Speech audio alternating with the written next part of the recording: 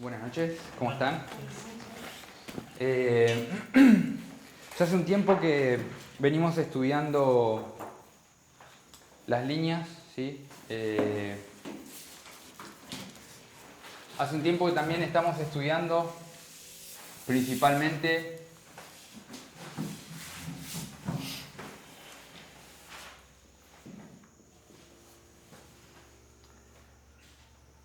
la línea milerita, pero desde otra perspectiva, ¿sí? A la que habíamos estudiado antiguamente. Nosotros siempre considerábamos a la línea milerita como conclusión o como final en 1844. Y ahí parábamos y íbamos a la siguiente línea, que era, por ejemplo, la línea de Israel moderno, la parte omega sería, ¿sí? Sin embargo, después Parminder nos fue mostrando que la línea de los mileritas avanzaba un poco más, ¿sí? Pero después, lo que pasó y que me resulta sumamente interesante es cómo nosotros solamente veíamos los aspectos internos, ¿sí?, de Israel, y después pasamos a ver los aspectos externos de Israel. Y me resulta curioso que así como Israel espiritual tenía su Canaán, su tierra prometida, nosotros también tenemos la tierra prometida, o vemos una tierra prometida en la historia de los mileritas, que es Estados Unidos, ¿sí? Y me preguntaba en estos días, ¿será que yo estoy viendo a Estados Unidos? O sea, no quiero que ahora piensen que yo estoy viendo como que quiero volver a Estados o que quiero ir a Estados Unidos y hacer ahí de mi tierra prometida, como que volver a nuestra Canaán. Pero sí, nosotros tenemos que tener al tanto, tenemos que estar al tanto de las noticias, de la historia de Estados Unidos y cómo ella influencia directamente en nuestra historia, en nuestra vida y en cómo también nuestras actitudes deben estar relacionadas, ¿sí? El estudio que preparé para hoy es un estudio de repaso en base a lo que vimos por lo menos con Matías hace 2 sábados atrás. Creo que también habían visto un poco de este estudio con Luisa, ¿sí? Es el estudio de uno de los estudios de TES de Australia, que es el de Donald Trump. Se los recomiendo, es un excelente video. Para ser sincero, yo solamente voy por el minuto 15, nunca terminé de verlo todavía, de tantas cosas que tienen esos pocos minutos. O sea, es increíble la cantidad de información y de riqueza que tiene ese video.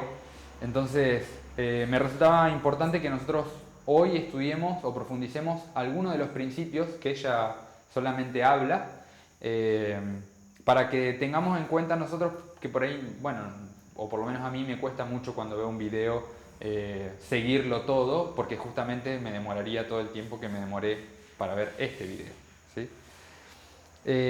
Una de las cosas que quería destacar, que fue una de las cosas que vi mientras preparaba el estudio, es que en todos nuestros marcos, o mejor dicho, en la gran mayoría de nuestros marcos, hubo elecciones presidenciales, o no solamente puede ser que haya sido una elección, sino asumió un presidente, ¿sí? Sí, bueno, hitos. Marcos, ¿no? Ok. Nuestros hitos, ¿sí? En todos nuestros hitos, o en la mayoría de ellos, nosotros vemos elecciones o que un presidente asumió, ¿sí? Por ejemplo, en 1840 estuvo la elección que gana Henry Harrison, ¿sí? Pero lo interesante de Henry Harrison es que solamente dura 23 días como presidente, ¿sí? Él asume en el 41, aunque las elecciones fueron en el 40, él asume en el 41, dura 23 días, muere y asume el vicepresidente, ¿sí? Después en 1844 están las elecciones que gana James Polk.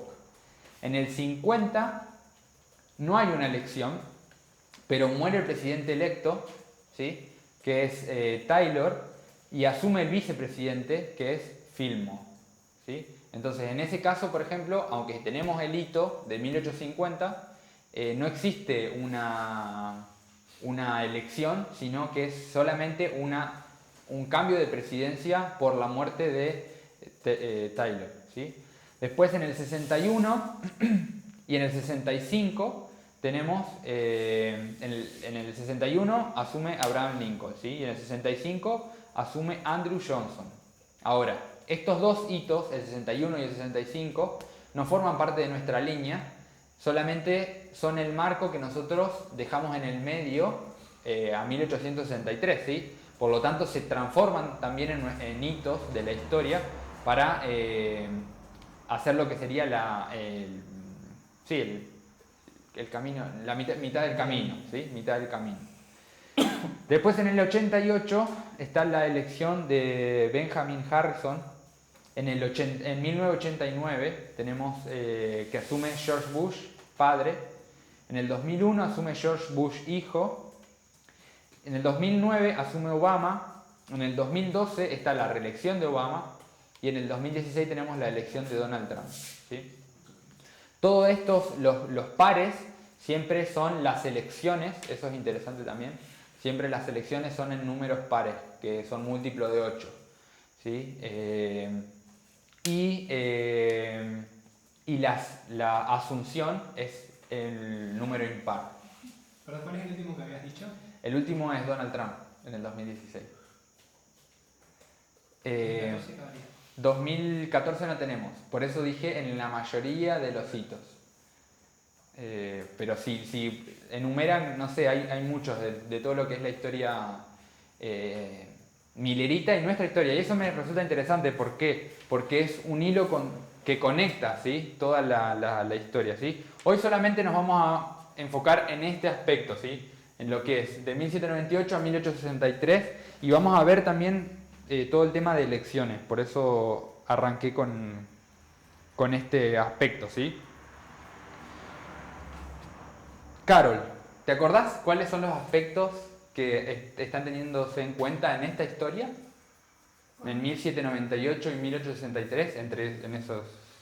¿Con respecto a la línea milerita o...? Con relación a la línea milerita, pero los aspectos externos.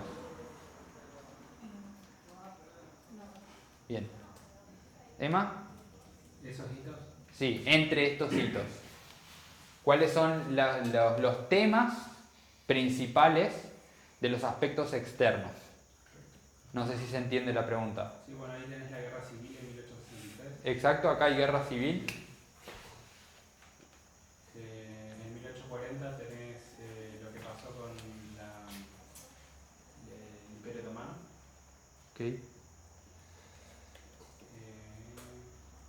1798, bueno, Imperio Turco Otomano. la caída del papado. ¿En él?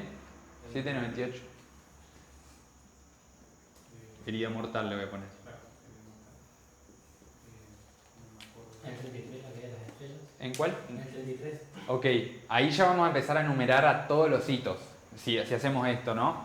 Porque podemos decir, en 1833 tenemos caída de estrellas, en 1840 pusimos el Imperio Turco Otomano, podemos decir en el 44, pero ahí ya casi que nos estamos metiendo mucho en los temas principales, o por qué nosotros enumeramos al hito, ¿sí? 1798, ¿sí? 1798, tiempo del fin, herida mortal, ¿sí? Ahora yo quiero que nosotros veamos cuál es el tema, ¿sí? Esteban. ¿No era en 1850 la ley del esclavo fugitivo? La esclavitud era el tema. Exactamente, La el guerra tema... civil viene por eso. Exactamente. Todo lo que une esta historia es la esclavitud, ¿sí? Ese es uno de los aspectos principales. No sé si se acuerdan que esto lo vimos con Matías. Entonces, Sí, a raíz de esa ley. voy a poner acá esclavitud. 50 o 51. No me acuerdo si en 1798 había también un hito relacionado con la esclavitud. No me acuerdo exactamente cuál era, pero sé que lo había. Bueno, vamos a estudiar un poquito por qué 1798 también está relacionado, ¿sí? Ahora, este es uno de los temas. Hubo dos temas principales o por así decirlo, que fueron los temas que estuvieron en el tapete, ¿sí? En las elecciones que hubo en estos periodos, ¿sí? Una fue la esclavitud, el otro, ¿alguien se acuerda? ¿Externamente? Sí, externamente. Excepcionalismo americano.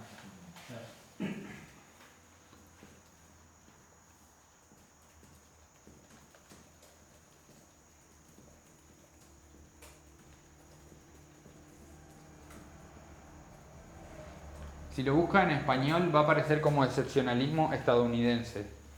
Les recomiendo que busquen el archivo de Wikipedia que está en inglés, es excepcionalismo americano. Ahí está toda la información, está muy bien descrito. Pero bueno, vamos a hablar un poquito con relación a eso. ¿Alguien tiene, o mejor, vamos a...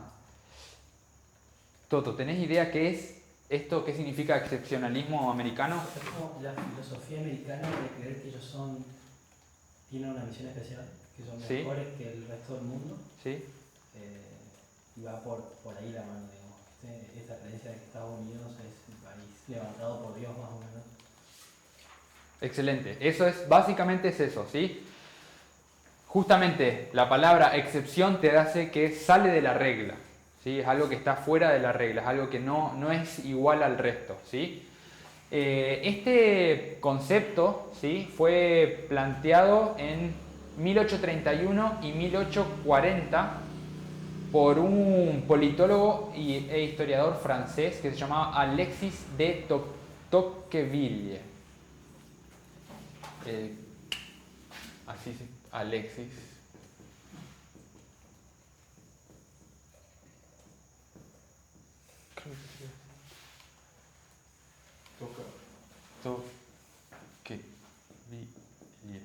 Sí, este fue la persona que usó por primera vez, esto fue en 1840 y 1833 creo que era la otra, 1831. 1831, ¿sí? Esta fue la primera persona que usó la palabra excepción, ¿sí? Es decir, que él dijo, Estados Unidos es una nación excepcional. Fue todo lo que dijo. No dijo que era, no forjó la frase, ¿sí? Él dijo, es una nación diferente. Básicamente lo que le explicó Gastón recién, ¿sí? Pero después, en 1920, una persona utiliza esta frase así, excepcionalismo americano. Esto fue en 1920 y la persona que lo usó fue Stalin, ¿sí? Ahora, Stalin, ¿por qué utilizó esta frase? Stalin utilizó esa frase para referirse a los grupos comunistas, ¿sí?, de Estados Unidos, el Partido Comunista de Estados Unidos, que estaba diciendo, no, nosotros no podemos aplicar toda la ideología marxista porque somos distintos, somos diferentes, somos excepcionales. Entonces, para amonestar a ese grupo, él llamó diciéndoles, ustedes no consideren que que tienen ese excepcionalismo americano, ¿sí? Entonces él fue la primera persona que forjó esa frase, ¿sí? Pero lo que me resulta interesante es que esto era algo que estaba intrínseco en la sociedad, ¿sí? Era algo que la sociedad ya desde el principio consideraba que realmente pasaba. Y como Gastón decía, hay tres aspectos que definen lo que es el excepcionalismo americano, ¿sí? El primero es la historia.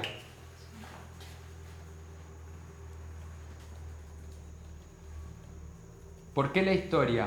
¿Alguien sabe? ¿Cómo se fundó? ¿Miriam? Lo comentó Luisa, cómo se fundó, cómo se formó. Exacto. Ellos consideran que por su historia ellos se forjaron de una forma distinta al resto de las naciones. ¿Por qué? Principalmente porque ellos directamente surge como una nación, ¿sí? Y principalmente ellos consideraban que no tenían castas sociales, ¿sí? Y eso marcaba mucho una diferencia con relación al resto de las naciones que habían surgido, por ejemplo, en Europa. Y su ideología se basaba en lo que es la libertad, el igualitarismo, el individualismo, el republicanismo, la democracia y la economía laissez-faire. ¿Faire? ¿Algo así? El liberalismo. Sí. Dejar libre, dejar hacer. Sí. ¿Podrías repetir la ideología? Sí, ellos consideraban que, ellos eran históricamente diferentes por su ideología que se basaba en la libertad, el igualitarismo, el individualismo, el republicanismo, la democracia y la economía de dejar hacer. O sea, ellos decían que no tenían castas, pero tenían esclavos. Sí. O sea, eran ciegos. Sí. A eso es uno de los puntos a los que vamos. ¿sí? El otro aspecto es el que mencionaba Gastón, que es la misión.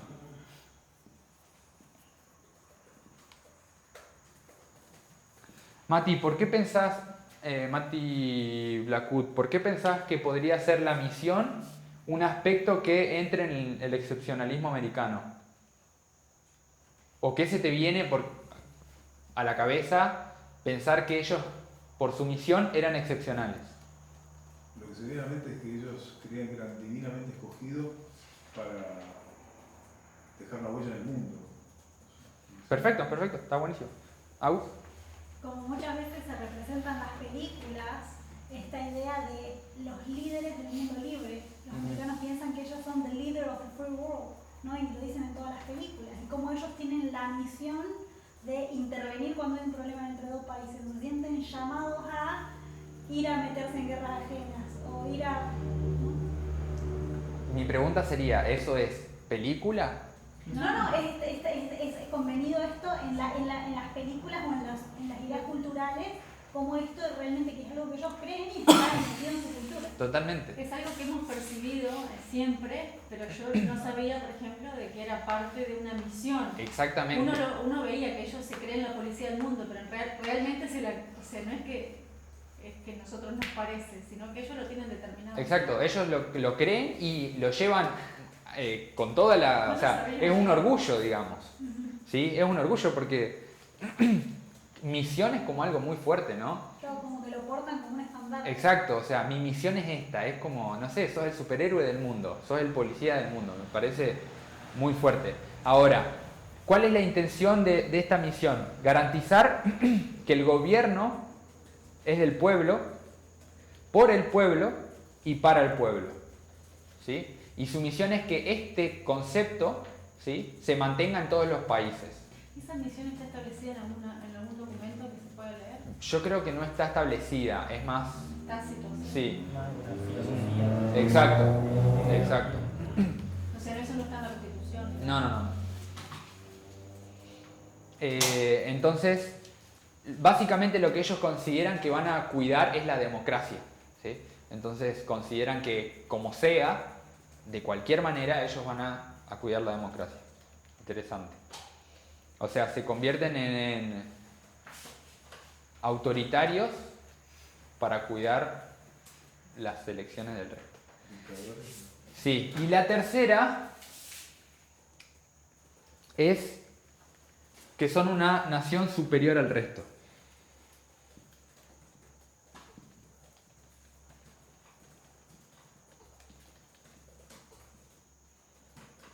Ahora, ¿Basado en qué? ¿en qué se basan esto? Se basan justamente en estas dos, ¿sí? O sea, estas dos son las que dan lugar a esta, ¿sí? Se consideran que son una nación superior porque tienen una historia diferente y su historia también les da una misión diferente y juntas, tanto la historia como su misión, hacen que ellas sean una nación superior. Y eso es lo que al fin y al cabo les da la posibilidad de presionar sobre otros países determinados aspectos, ¿sí? Ahora, como mencioné, en 1844, ¿sí?, 1844, marco clave para lo que es el aspecto interno de Israel, también es un marco clave para lo que es la tierra prometida, ¿sí? ¿Por qué? Porque hubo una elección y esa elección fue entre el demócrata James Polk y Henry Clay, ¿sí? James Polk, el demócrata, fue quien ganó, ¿sí?, quien derrotó a Henry Clay. Puedes escribir. Sí. Por favor. ¿Qué pasó en 1824? Hubo elecciones, ¿sí? Hubo elecciones. En estas elecciones estaban dos partidos, el Partido Demócrata y otro partido que se llama Whig, creo que es Whig, no sé qué significará o si tiene algún significado. esto. ¿Ese es el partido? Sí, este es el nombre del partido. ¿Sí? Yo siempre pensé que existían dos partidos, el demócrata y el republicano, y que esos habían sido todos los partidos durante toda la historia de Estados Unidos. Sin embargo, me di cuenta que no, que hubo otros partidos, incluso hubo presidentes que se postulaban como independientes. Sí.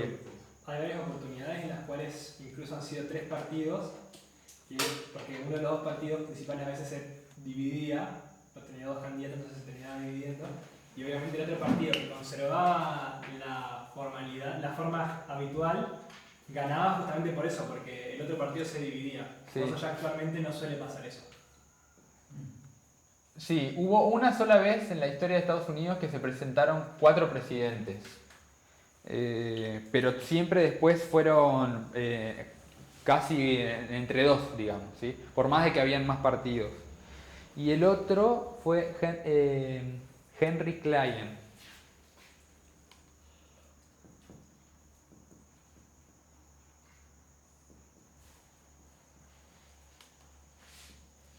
Estos son los dos que se postularon.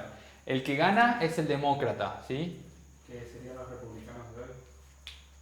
Sí. ¿En qué sentido? Ah, sí. Cambiaron la ideología. ¿Cómo? No entiendo tu pregunta, Emma. Los demócratas de esa historia eran los republicanos de hoy.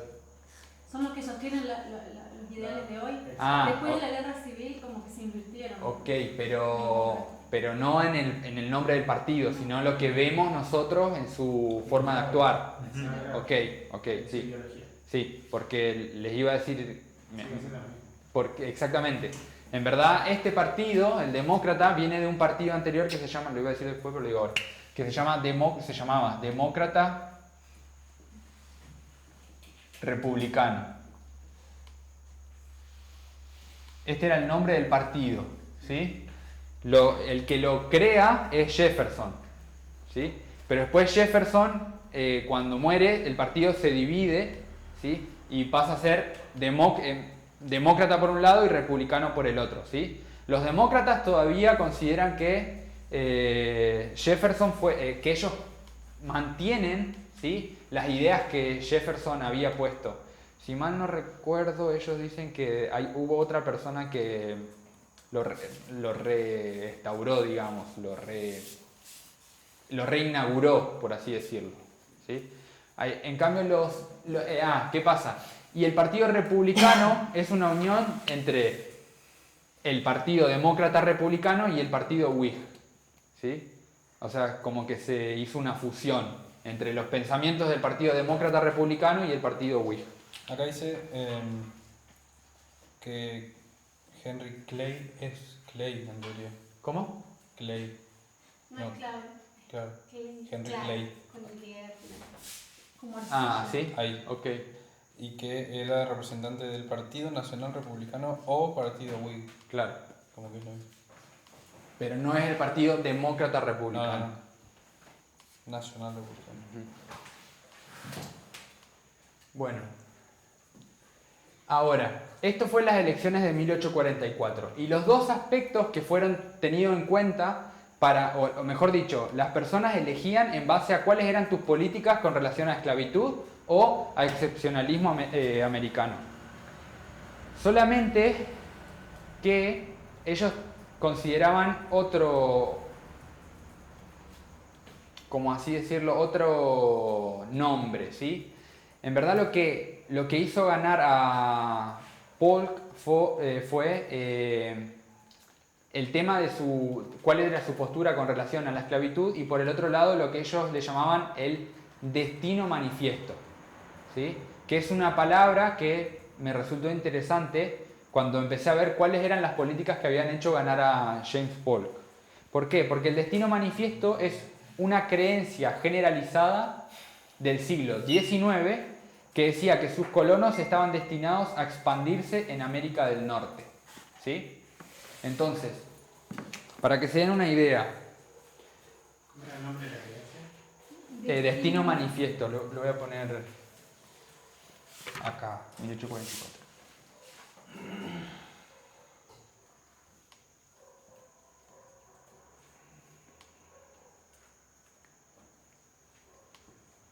Destino manifiesto.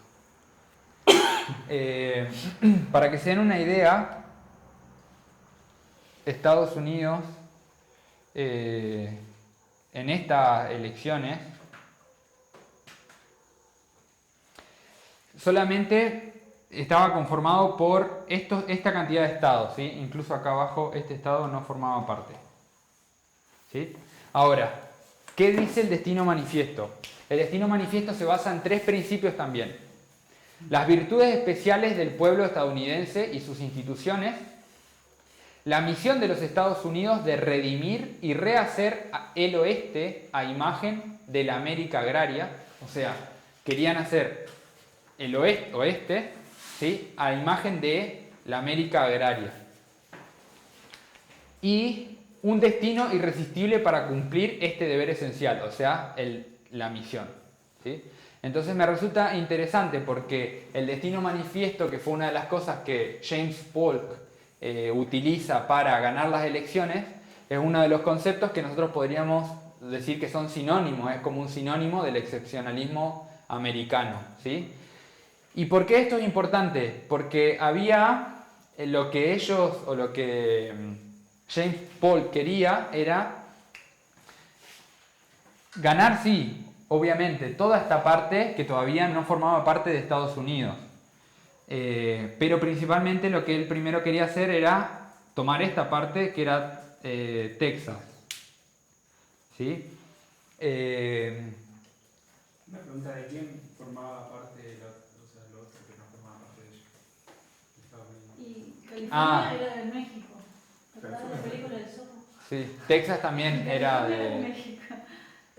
Texas también era de México. Por eso, después de la batalla, después de que Polk gana las elecciones, ellos toman Texas y automáticamente entran en guerra con México. ¿Sí? Por esta cuestión. Ahora, lo que implicaba esto del expansionalismo, expansionismo, ¿cómo se dice? Expansionismo. Lo que implicaba era que iba a aumentar también la cantidad de esclavos. ¿Sí? Entonces eran esas dos cuestiones. Al aumentar el territorio iban a aumentar también la cantidad de esclavos. Me resulta interesante, si después quieren, sí. Perdón, ¿Paul estaba a favor de la esclavitud entonces? Sí. Sí, Paul está, o sea, es como que forma parte de estos. Ajá, a favor. Sí.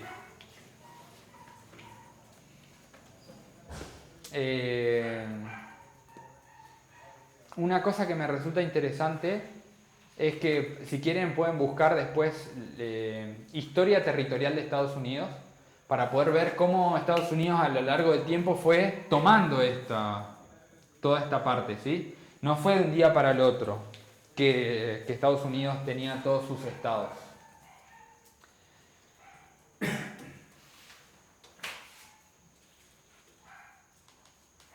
Bueno.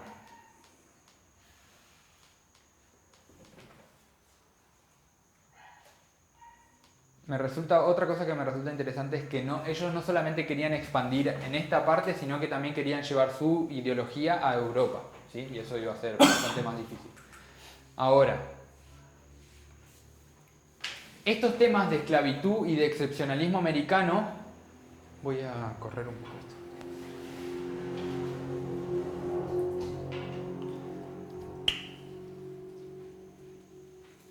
Fueron tomando mayor preponderancia a fines de 1850 y principalmente en lo que fue 1861, que es el inicio de lo que fue la Guerra Civil Americana.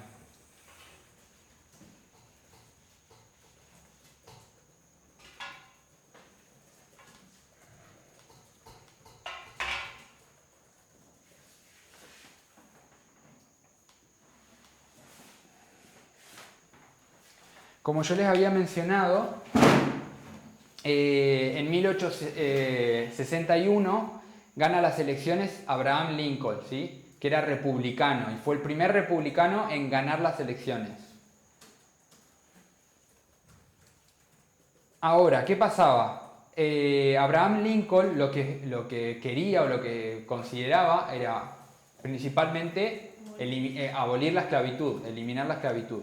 Entonces, cuando Abraham Lincoln gana, todos los estados del sur, ¿sí? Lo que no sé es acá ya cómo estaba conformado el mapa en el 61, ¿sí? Así que vamos a poner como que si fueran estos estados. Yo creo que este ya estaba también. Sí, este estado ya estaba. Eran 7 estados del sur.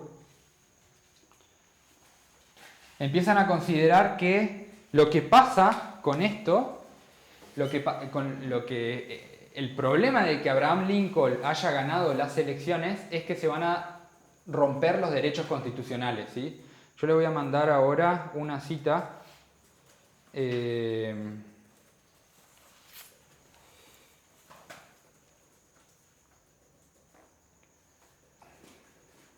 Perdón, estos 7 estados estaban en desacuerdo. Esos 7 estados decían, ahora que Abraham Lincoln ganó las elecciones, se van a romper los derechos constitucionales, ¿sí? Entonces empiezan a levantarse y se forma la Confederación, que era la confederación de los 7 estados que lo que querían era separarse de Estados Unidos. ¿Por qué? Porque ellos querían tener su propia confederación que permitiera la esclavitud, porque se sabía que Abraham Lincoln lo que quería hacer era abolir la esclavitud. Entonces, de los 30 estados que había en esa época, 7 formaron parte de la confederación y 23 no. Creo que eran... Sí. Y después eran 34 estados, ¿sí? 7 formaron parte de una parte y el restante formó parte de la otra. Pero la Confederación después obtuvo que 3 estados más se unieran a ellos, ¿sí? Ahora, ¿por qué razón la Confederación empezó a decir que se iba a romper los derechos constitucionales? Y ahí yo les mandé la Constitución, el inicio de la Constitución de Estados Unidos, como para que lo podamos ver. ¿En el grupito? Sí, está en el grupito ya.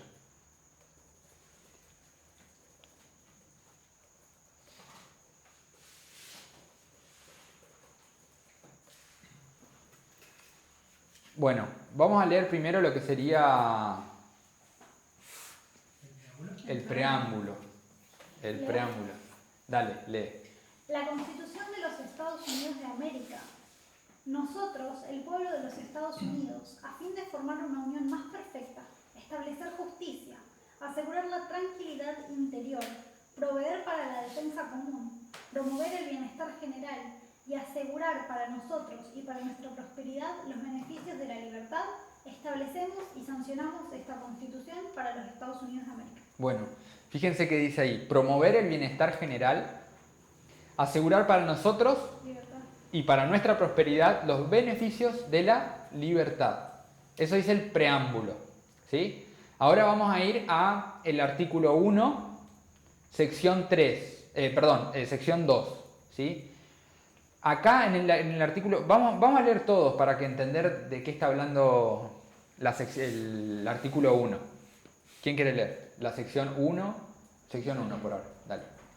La Cámara de Representantes estará formada por miembros elegidos cada 2 años por el pueblo de los diversos estados y los electores deberán poseer en cada estado las condiciones requeridas para los electores de la rama más numerosa de la legislatura del estado. Ok, entonces, ¿cómo se va a legislar Creo que dicen lo mismo. ¿Cuál? La sección 1 y la sección 2 dicen lo mismo, creo. ¿Sí? Bueno, no sé por qué. Así lo copié de internet. Me llama la atención. Sí, debe estar mal. Habría que fijarse qué es lo que dice la sección 1. La sección 2 es la correcta, o sea, es lo que dice ahí abajo, lo que acabamos de leer, ¿sí? Si alguien puede buscar y ver qué es lo que dice la sección 1. La sección 2 es la que se encarga entonces de ver cómo va a estar legislada de Estados Unidos, ¿sí? ¿Sigo entonces? Sí. No será representante ninguna persona que no haya cumplido 25 años de edad y haya sido ciudadano de los Estados Unidos durante 7 años y que no sea habitante del estado en el cual se le designe, al tiempo de la elección. Bien, entonces estas son las condiciones básicas para poder formar parte de los representantes. Y ahora sí el tercero. Esa parte sería. Los representantes y los impuestos directos se prorratearán entre los distintos estados que formen parte de esta unión, de acuerdo con sus respectivos números, los cuales se determinarán sumando al número total de personas libres, incluyendo las obligadas a prestar servicios durante cierto término de años y excluyendo a los indios no sujetos al pago de impuestos, las 3/5 partes de todas las personas restantes. 1. La enumeración en sí deberá efectuarse dentro de los 3 años siguientes a la primera sesión del Congreso de los Estados Unidos y en lo sucesivo cada 10 años en la forma establecida por la ley. Ahí está bien ya. ¿Sí? Ese es el censo. Sí. ¿Qué es lo que entienden de la primera parte, de lo que está como entre esos corchetes? Que va a haber representantes de acuerdo al número de personas libres de cada estado. Exactamente. O sea, no cuentan los indios, y no habla de esclavos acá, pero los negros tampoco cuentan. Bueno, vamos a ver si habla de esclavos o no. Básicamente lo que te dice es, un estado con mucha gente tiene más que. Impuestos y... No, y tiene más representantes. Exactamente, tiene más representantes, ¿sí? Si vos tenés mucha gente, tenés muchos representantes. Eso es algo que Es tiene normal. sentido común, ¿sí? Esteban, Por las dudas, no sé si todos saben lo que significa prorratear. ¿querés explicarnos? Básicamente, prorratear es distribuir equitativamente según la parte que le corresponde a cada uno en base a algo. En este caso era la cantidad de personas libres. Exactamente. Ahora vamos a ver cuáles son las cosas que tienen que tener en cuenta, ¿sí? Dice, los cuales se determinarán sumando, ¿sí? Entonces ahí vamos a ver qué es lo que tiene que sumar. Primero, entonces, ¿así es el símbolo de suma? No me acuerdo. No, no. No, es al revés. Ah, Es así, pero al revés. ahí. Sumando, personas libres. Y las personas en servicios, pero que están a término, digamos. Personas libres.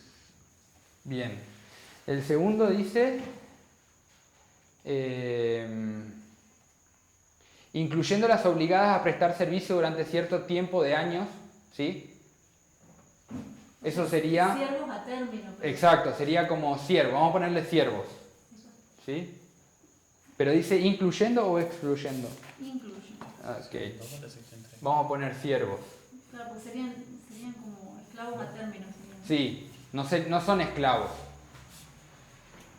Pero después dice, y excluyendo a los indios. O sea, los indios no cuentan. Claro, capaz que las personas que prestaban servicios son, viste que había mayordomos, no necesariamente los mayordomos eran de color negro. ¿no? O esclavos. Claro. Exacto. Bueno, pero después dice, incluyendo los indios no sujetos al pago de impuestos. Y después hay una coma y dice las 3/5 partes de todas las personas restantes. ¿Sí? O sea, tiene que haber un grupo de personas que no forma parte de libres, que no forma parte de los siervos y que no forma parte de los indios. ¿Sí o no? Sí. ¿Se entendió o no? ¿Por qué? Hay un grupo ahí que es el restante. Exactamente. No lo nombran. Exactamente, hay un restante. Pero no solamente dice el restante, sino qué más dice de ese restante. 3/5 partes. 3/5 partes del restante, ¿sí? O sea, 3/5 partes del restante. O sea, del restante no la totalidad, solamente una porción. Ese restante no forma parte de los libres. Entonces, si no forma parte de los libres, ¿qué son? Esclavos. Estas partes son los esclavos. Esta parte, el artículo 1, sección 2, cláusula 3, es lo que se llama las 3/5 partes.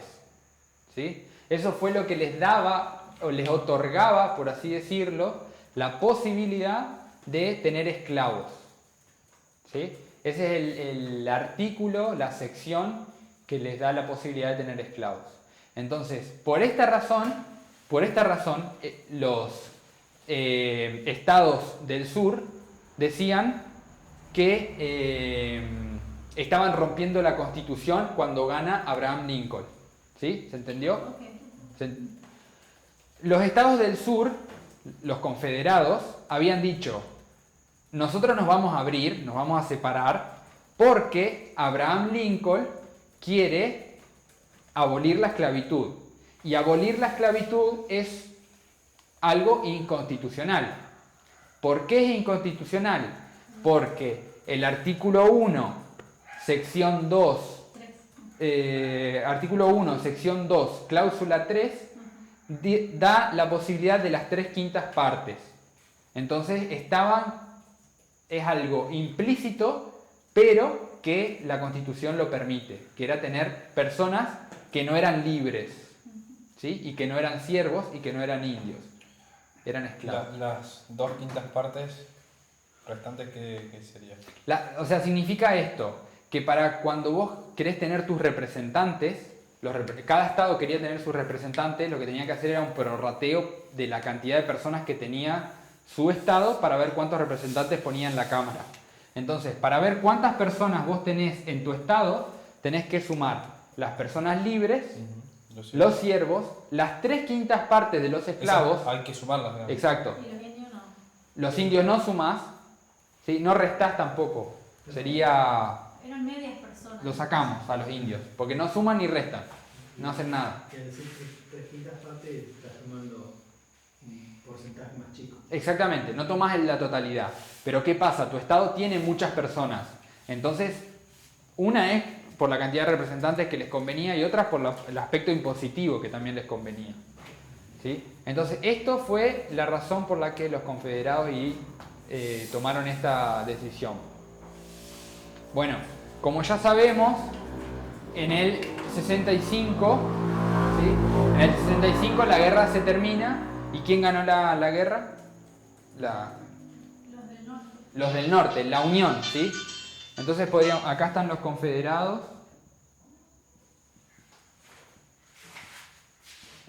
Y esta es la Unión. Sí. ¿Sí? No sé cuánto tiempo más tenemos.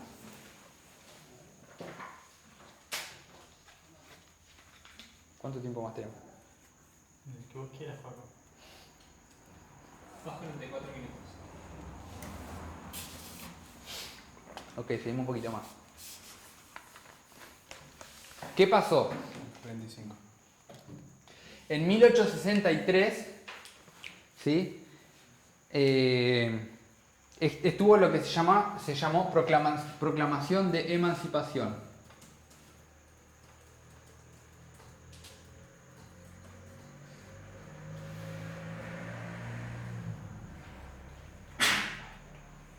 La guerra civil ya había arrancado, principalmente porque los confederados querían mantener la esclavitud. Sin embargo, el presidente Abraham Lincoln hace una ley, ¿sí? Y una orden ejecutiva para que todos los esclavos pudieran ser libres, ¿sí? Ahora, ¿cómo iban a poder tener esa libertad? Principalmente era, todos los esclavos que forman parte de la Unión son automáticamente libres, ¿sí? Estos, obviamente, no eran libres porque la Confederación se los prohibía. Entonces, ¿cómo era que hacía? A medida que el ejército avanzaba en la Confederación, ¿sí? Automáticamente esos que eran como el terreno que empezaba a formar parte de la Unión, por así decirlo, como que si el territorio se iba achicando, ¿sí? Estos que quedaban acá pasaban a ser libres también, ¿sí? Entonces había dos formas de que vos puedas ser libre: o el ejército te alcanzaba y te liberaba, o vos te escapabas y pasabas la frontera a la Unión. Entonces ahí pasabas a ser libre, ¿sí? Después de que la guerra se ganó, automáticamente todos pasaron a ser libres, ¿sí? Y no solamente eso, sino que en ese caso también en 1865 estuvo la 13ª enmienda, ¿sí? ¿Qué año? En el 1865. ¿Sí? Ahora, ¿Qué es lo que pusiste ahí también? sí, ahí puse la 13ª enmienda. Solamente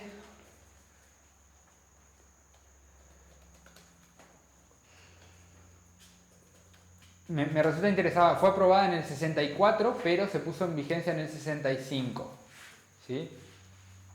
Vamos a leer ahora la 13ª enmienda. Es cortita, es muy cortita. Yo pensé que cuando decía la 13ª enmienda iba a ser un... O yo busqué mal y encontré mal, o esta simplemente es la 13ª enmienda. Si alguien puede después buscar mejor, sería genial. Vamos a leer estos dos puntos de la sección. ¿Leo? Bueno. Ni la esclavitud ni la servidumbre involuntaria, excepto como castigo por un crimen del cual la parte haya sido debidamente condenada, existirán dentro de los Estados Unidos o en cualquier lugar sujeto a su jurisdicción. Sección 2. El Congreso tendrá la facultad de hacer cumplir este artículo mediante la legislación apropiada. Gastón, ¿qué te parece la 13ª enmienda?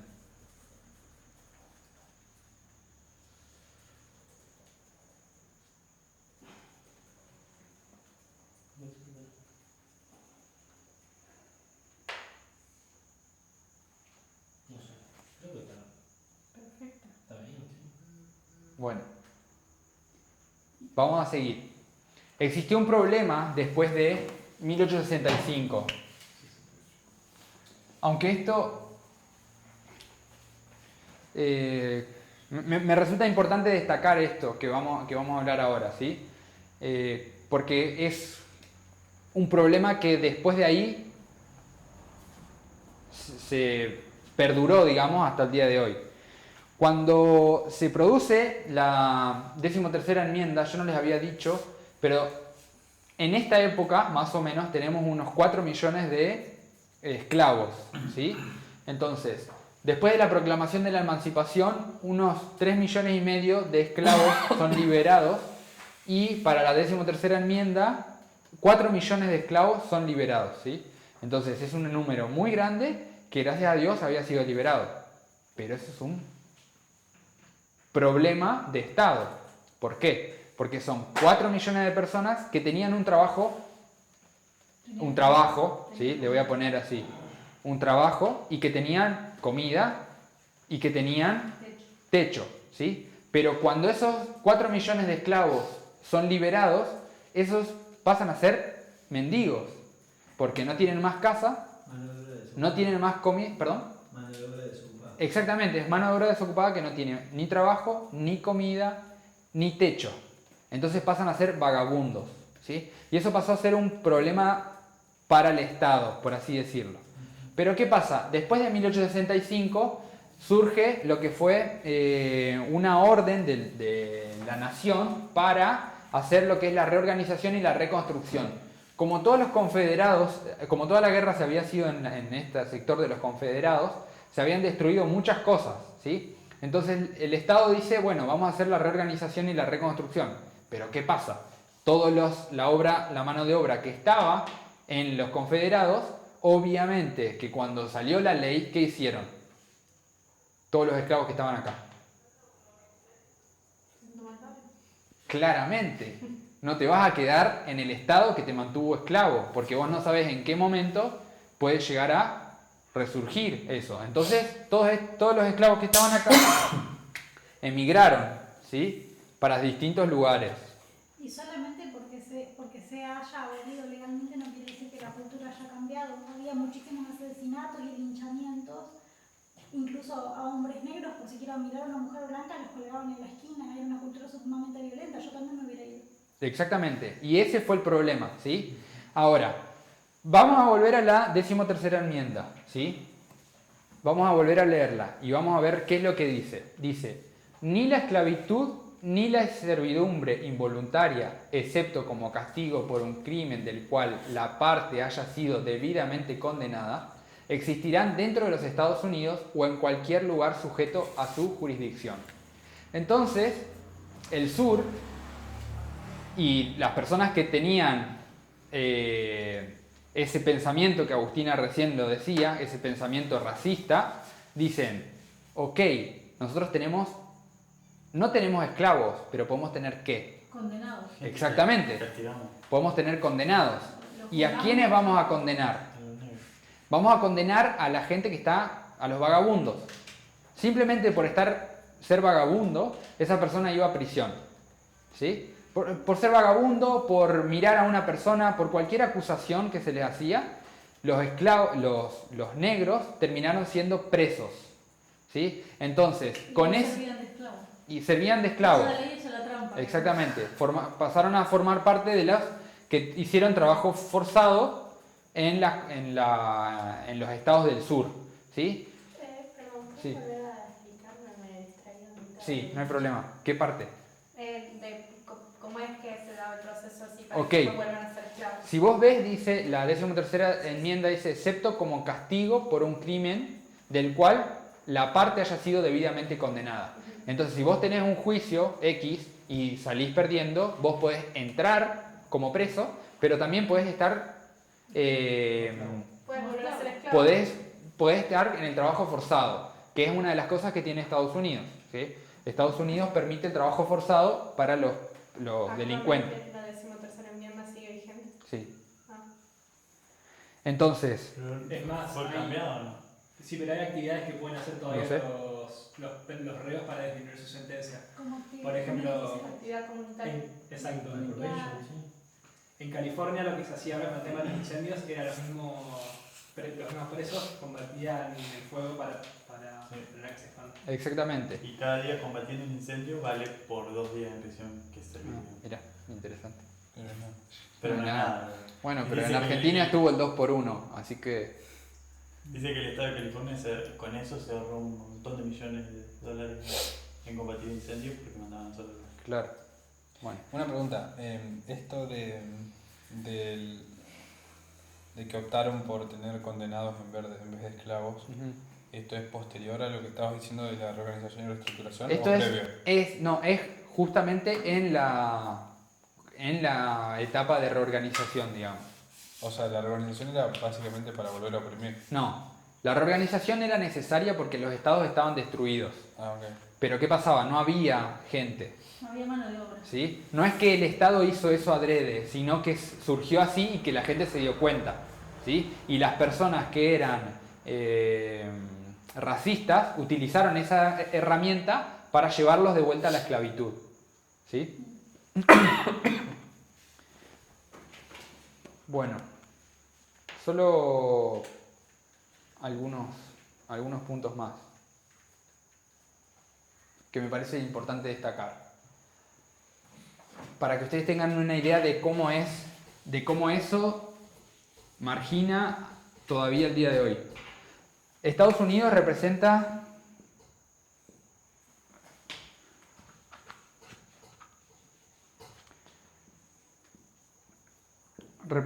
el 5% de la población mundial. ¿Sí? Población mundial. En ese momento, Ahora. ahora.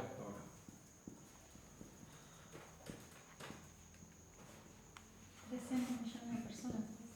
Sí, solamente el 5% de la población mundial, es relativamente poco, ¿sí? Está bien que en el mundo somos muchos, pero yo pensé que por ahí podía ser un poco más. Igual es creo que de los 5 o 6 países más poblados del mundo. O sea. Bueno, yo Pasa- pensé, claro, no Pasa que el sé. segundo y el primero tienen tanta población que... La realidad es que yo no tenía ni idea de cuánto, entonces... ¿El porciento va del otro lado? India tiene como Sí. 20, India tiene Sí. más del 20%. ¿no? Ok, 5%. Ahora, los esclavos, de los esclavos del mundo, de los presos,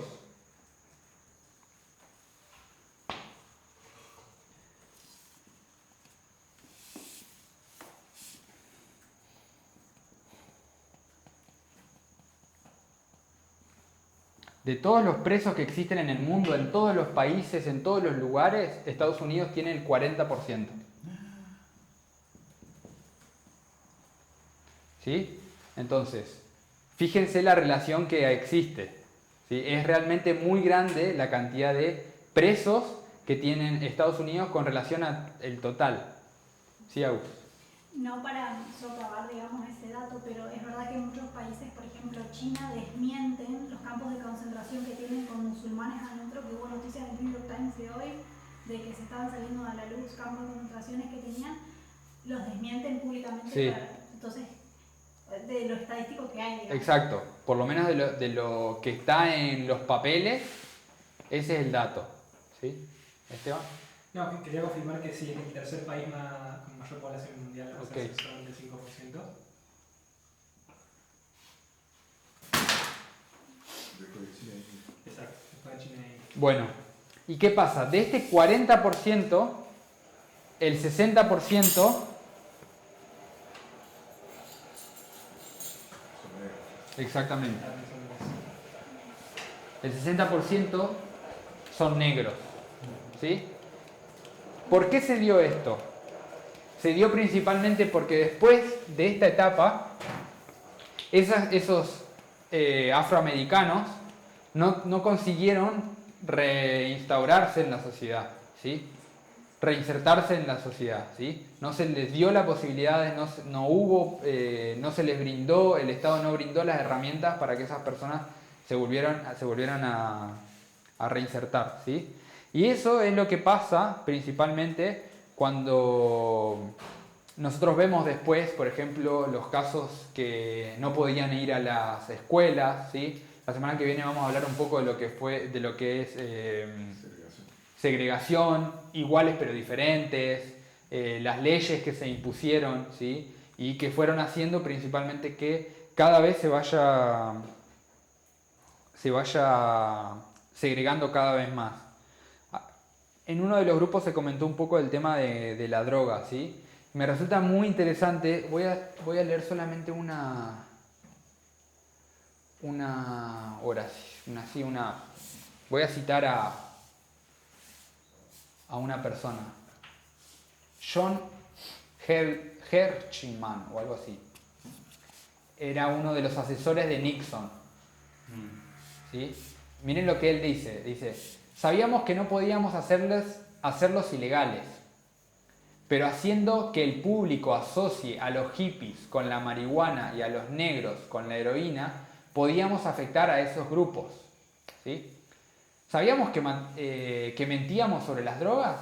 Por supuesto que sabíamos, dice él. Es una de las personas que era asesor de Nixon, que fue la primera persona que puso lo que se llamó la ley y el orden, ¿sí? Que lo que trataba de combatir principalmente era supuestamente las drogas, pero en verdad lo que estaba combatiendo eran las personas que estaban en contra de la guerra de Vietnam, estaban el racismo, ¿sí? A los negros, a ellos estaban combatiendo, a las personas que eran de izquierda o que pensaban distinto a los pensamientos de Nixon. Entonces él fue la primera persona que pone este concepto de la ley y el orden, que es algo que después va a ser, voy a hablar después la semana que viene para que podamos ver cómo es que afectó ese aspecto a toda la población negra a lo largo de la historia, incluyendo, o sea, hasta el día de hoy, ¿sí? Por eso creo que yo les había mandado la foto de esto que decía tolerancia cero, ¿sí? Que es un concepto también de los que ellos consideran, ¿sí? Nosotros muchas veces vemos a la policía de Estados Unidos y decimos, o sea, allá no te podés hacer el vivo, como se hacen los vivos acá, ¿sí? Allá ellos van y pum, ponen la ley, marcan y todo. Sin embargo, eso que hacen es porque hubo un momento de la historia, principalmente con Nixon, que las personas lo que querían, como en esta etapa era la esclavitud, en esta etapa lo que querían era cuanto más ataque al delincuente, cuanto más ataque al delincuente, el delincuente lo pongo entre comillas, mejor. Entonces todas las políticas que vienen de acá para adelante se tratan de que vos muestres, o si vos querés ser electo en las próximas elecciones, entonces vos tenés que mostrar mano dura, con relación a los aspectos de los delincuentes, ¿sí? Que es lo que le ganó la presidencia a Trump. Exactamente, cuanto más mano dura, mejor, ¿sí? Y eso es lo que va haciendo que los presidentes sean electos después de esa etapa. ¿Vamos a orar?